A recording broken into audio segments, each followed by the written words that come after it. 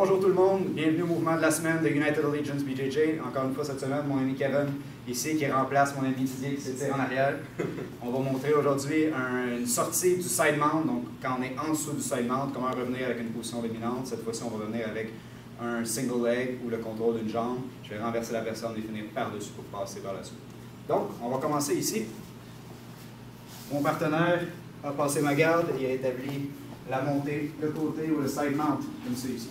Donc, ici, la première chose à faire, ça va être, si la personne n'est pas trop proche avec la tête ici, ça va être de venir positionner mon avant-bras dans la gorge avec la main sur l'épaule comme ça ici.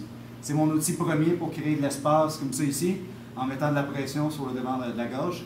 Par la suite, quand j'ai créé un peu d'espace, je vais rentrer mon autre main et je vais créer un frame. Donc, je m'assure que mon coude et mon avant-bras soient le long de son corps et non à l'extérieur comme ça ici. Dans ce temps-là, mon bras est pris et je n'ai aucune force pour pousser.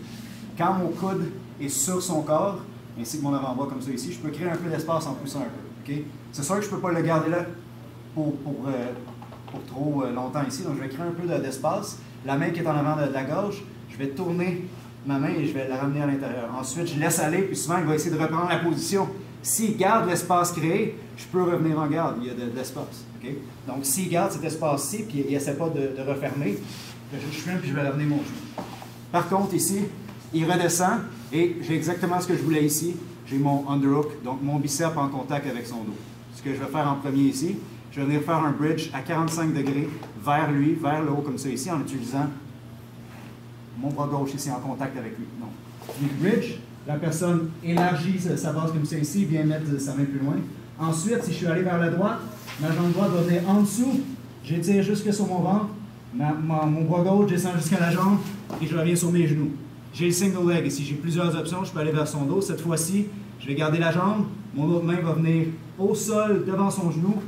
Je vais ramener la jambe vers moi, puis je vais pousser vers l'avant. Comme ça ici.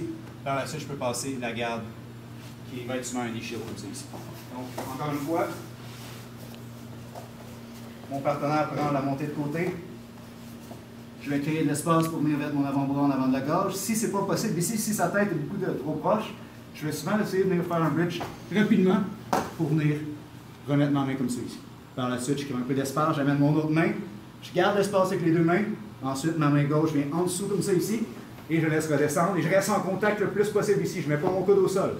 Je reste en contact, bridge à 45 degrés vers lui, ensuite ma jambe droite vient en dessous, je tourne sur mon ventre, je viens vis-à-vis la jambe, je ramène les genoux proches. Ensuite, je garde le contrôle de la jambe ici, mon autre bras vient au sol, en avant du genou, je vais tirer et je vais pousser avec mon corps pour finir par-dessus dans cette position-ci. Une dernière fois, sans explication. Une vitesse régulière.